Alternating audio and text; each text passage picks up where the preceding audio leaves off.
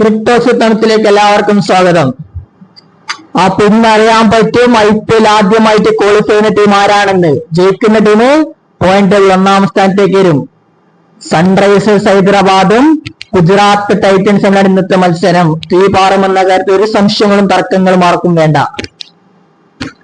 നമുക്ക് ഏതായാലും മത്സരത്തിലേക്ക് വന്നാൽ പിച്ച് റിപ്പോർട്ടും ടീം ന്യൂസും പ്രോബിൾ ലൈനപ്പ് എന്നീ കാര്യങ്ങളൊന്നും വിശദമായിട്ട് തന്നെ നോക്കാം. മത്സരം നടക്കുക അഹമ്മദാബാദിലാണ്. അഹമ്മദാബാദിലെ പിച്ചാണ് മത്സരം നടക്കുക. നമുക്കറിയാമല്ലോ അഹമ്മദാബാദ് പിച്ചില് വളരെ വലിയ റൺസ് കൊടുക്കാനൊന്നും ചാൻസ് ഇല്ല. ഒരു 190 അല്ലെ 200 ഒക്കെ വരാനുള്ള ചാൻസ് ഉള്ളു. അല്ലാണ്ട് 230 240 പോയല്ല. പക്ഷേ രണ്ട് ബാറ്റ്സ്മാൻ രണ്ട് ടീമിനും ടോപ്പ് ഓർഡർ ഫയർ പവർ ആയതുകൊണ്ട് തന്നെ എന്തും സംഭവിക്കാം. നമുക്കൊന്ന് വന്നു കഴിഞ്ഞാൽ ഇപ്പോ ഇതിലേക്ക് പിച്ച് റിപ്പോർട്ടിന്റെ കാര്യത്തിലേക്കൊക്കെ വന്നു കഴിഞ്ഞാൽ ഈ പിച്ച് കണ്ടീഷൻ വെച്ചിട്ട് ടോസ് കിട്ടുന്ന ടീം ഒരു പക്ഷേ ഫസ്റ്റ് ബാറ്റ് ചെയ്യാനുള്ള സാധ്യതയാണ് കൂടുതലും കാണുന്നത് എന്നാണ് പറയുന്നത്. കാരണം സെക്കൻഡ് ഇന്നിങ്സ് ആകുമ്പോ മത്സരം ഒന്നുകൂടി സ്ലോ ആവാൻ ചാൻസ് ഉണ്ടെന്നാണ് ഇപ്പൊ പിച്ച് റിപ്പോർട്ടിൽ പറയുന്നത്. പിന്നെ റഷീദ് ഖാന്റെ കാര്യം, റഷീദ് ഖാന്റെ പഴയ ടീമാണല്ലോ SRH. അപ്പൊ റഷീദ് ഖാൻ ഇന്ന് തന്റെ ഓൾഡ് ടീമോട് കുറച്ച് കാര്യങ്ങൾ ചെയ്യാനുണ്ട്. ഇപ്പോ റഷീദ് ഖാന്റെ കാര്യത്തിലേക്ക് വന്നത്, റഷീദ് ഖാൻ ഇപ്പോൾ റെക്കോർഡാണ്. ട്രാവിസ് ഹെഡിനെതിരും അഭിഷേക് ശർമ്മക്കെതിരും ഹെൻറിക് ക്ലാസിനെതിരും. അത് GT ക്ക് ഒരു പ്രശ്നമാണ്. GT യുടെ പ്രീമിയം സ്പിന്നറാണ് റഷീദ് ഖാൻ. പിന്നെ GT ഇപ്പോ ഇന്ന് ജയിച്ചാൽ അവര് ബെസ്റ്റ് വിന്നിംഗ് സ്ട്രീക്കിലേക്ക് ഈക്വൽ ചെയ്യും. അവരുടെ റെക്കോർഡ് വെക്കുന്നതിന് അവര് ഈക്വൽ ചെയ്യുന്ന കാര്യം കാണാം. പിന്നെ അഭിഷേക് ശർമ്മയുടെ കാര്യം, അഭിഷേക് ശർമ്മ ഈ സീസണിൽ ഇപ്പൊ മികച്ച രീതിയിൽ ബാറ്റ് ചെയ്യുന്നുണ്ടെന്ന കാര്യത്തിൽ ആർക്കും സംശയങ്ങൾ വേണ്ട. അദ്ദേഹം 27 സിക്സറുകളാണ് പവർ പ്ലേയിൽ മാത്രം അടിച്ചു കൂട്ടിയത്. അതില് തൊട്ട് വൈഭവ് സൂര്യവംശി ഒന്നാം സ്ഥാനത്ത്, വൈഭവ് സൂര്യവംശി 32 സിക്സർ ഒന്നാം സ്ഥാനത്തുണ്ട് പവർ പ്ലേയിലെ കണക്കാന്ന് പറയുന്നത്. പിന്നെ ഇഷാൻ കിഷാന്റെ കാര്യം, ഇഷാൻ കിഷാൻ ഇപ്പൊ അല്പം ഫോം ഔട്ടാണ്, ഇൻകൺസിസ്റ്റന്റ് ആണ് അദ്ദേഹം. കാരണം അദ്ദേഹം കളിക്കുന്നുണ്ട് ചില മത്സരങ്ങളിൽ കൺസിസ്റ്റന്റ് പെർഫോം ആയിട്ട് പറ്റുന്നില്ല. പക്ഷെ അദ്ദേഹം ഫോമിലേക്ക് എത്തുന്ന അത്യാവശ്യമാണ്. പിന്നെ ഹെൻറിക് ക്ലാസന്റെ കാര്യം, അദ്ദേഹം ഈ സീസണിൽ വളരെയധികം കൺസിസ്റ്റന്റോട് കളിക്കുന്ന പ്ലെയർ ആണ് ക്ലാസൻ മാത്രം മതി SRH ജയിക്കാൻ വേണ്ടിയിട്ട്. അങ്ങനത്തെ ഒരു അവസ്ഥയാണ് ഇപ്പൊ SRH. കാരണം അദ്ദേഹം എല്ലാ കാര്യവും മികച്ച രീതിയിൽ ഇപ്പൊ പ്ലേ ചെയ്യുന്നുണ്ട്. ഇപ്പൊ സാക്ഷാൽ ഇന്ത്യൻ ഇതിഹാസം സച്ചിൻ തെണ്ടുൽക്കർ ഇന്നലെ പറഞ്ഞില്ലേ, ഈ IPL ബെസ്റ്റ് ബാറ്ററായിട്ട് ഞാൻ ഹെൻറിക് ക്ലാസിനെ കാണുന്നത് എന്നാണ് അദ്ദേഹം പറഞ്ഞത്. ബെസ്റ്റ് ബാറ്റർ IPL മാത്രമല്ല, ഇപ്പൊ കറന്റ്ലി നമ്പർ 5 നമ്പർ 4 ഇറങ്ങാൻ പറ്റുന്ന വിശ്വസ്തമായിട്ട് കളിക്കാൻ പറ്റുന്ന ഒരു ബാറ്റർ ഹെൻറിക് ക്ലാസിനാണ്. അദ്ദേഹം സച്ചിനെ പോലത്തെ ഒരു വലിയ ഇതിഹാസ താരം തുറന്നു പറയുന്ന കാര്യം കണ്ടില്ലേ.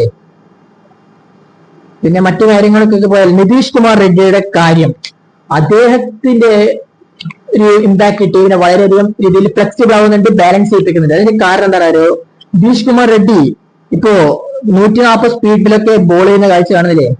പിന്നെ ബാറ്റിംഗിലാണ് അദ്ദേഹം മികച്ച രീതിയിൽ തന്നെ സ്ട്രൈക്ക് റേറ്റ് 210 212 അദ്ദേഹം ബാറ്റിംഗ് സ്ട്രൈക്ക് റേറ്റ് ചെയ്യുന്ന കാഴ്ച കാണുന്നില്ല ഇപ്പോ. അപ്പൊ ഈ അവസാന ഘട്ടത്തിൽ ഒരു 5 ഓവർ ഇപ്പൊ 16 ഓവറോ 17 ഓവറോ അദ്ദേഹത്തിന് ഇറക്കി കഴിഞ്ഞാൽ വളരെ വേഗത്തിൽ തന്നെ ഒരു 4 ഓവർ വരെ 50 ഓവർ റൺസിലേക്ക് പോകാൻ പറ്റും നിതീഷ് കുമാറിന്റെ കപ്പാസിറ്റി ഒക്കെ വെച്ചിട്ട്. പിന്നെ കഗീശ്വർ അവാർഡ് ഇന്ന് കൂടുതൽ കാര്യങ്ങൾ ചെയ്യാനുണ്ട്. അദ്ദേഹത്തിന്റെ എക്സ്ട്രീം പേസ് പവർ പ്ലേയിൽ നിന്ന് ഇമ്പാക്ട് ആവാൻ ചാൻസ് ഉണ്ട്. പക്ഷേ അഭിഷേക് ശർമ്മക്ക് അദ്ദേഹത്തിനെതിരെ നല്ല റെക്കോർഡാണ്. പക്ഷെ ട്രാവിസ് ഹെഡ് സ്ട്രഗിൾ ചെയ്യുന്ന കാഴ്ച പലപ്പോഴും കണ്ടിട്ടുണ്ട്. പവർ പ്ലേയിൽ അദ്ദേഹത്തിന്റെ ലൈനിൽ ലെങ്ത് ഒക്കെ വെച്ച് വളരെയധികം ഇമ്പാക്ട് ഉണ്ടാക്കാൻ പറ്റണം. പിന്നെ അവർക്ക് ഒരു എക്സ്പെക്ട് ആയിട്ട് ജേസൺ ഹോൾഡറുടെ പ്രകടനം, അദ്ദേഹം ബോൾ കൊണ്ട് ബാറ്റ് കൊണ്ട് മികച്ച രീതിയിലാണ് ഇമ്പാക്ട് ഉണ്ടായിക്കൊണ്ടിരിക്കുന്നത്. അങ്ങനെയാണ് രണ്ട് ടീമിന് പ്രോബബിൾ ലൈനപ്പിലേക്ക് നമുക്ക് വന്നു കഴിഞ്ഞാൽ SRHന്റെ കാര്യം ആദ്യം എടുക്കാം. SRHന് ട്രാവിസ് ഹെഡും അഭിഷേക് ശർമ്മയെ കുറിച്ച് ഓപ്പൺ ചെയ്യും.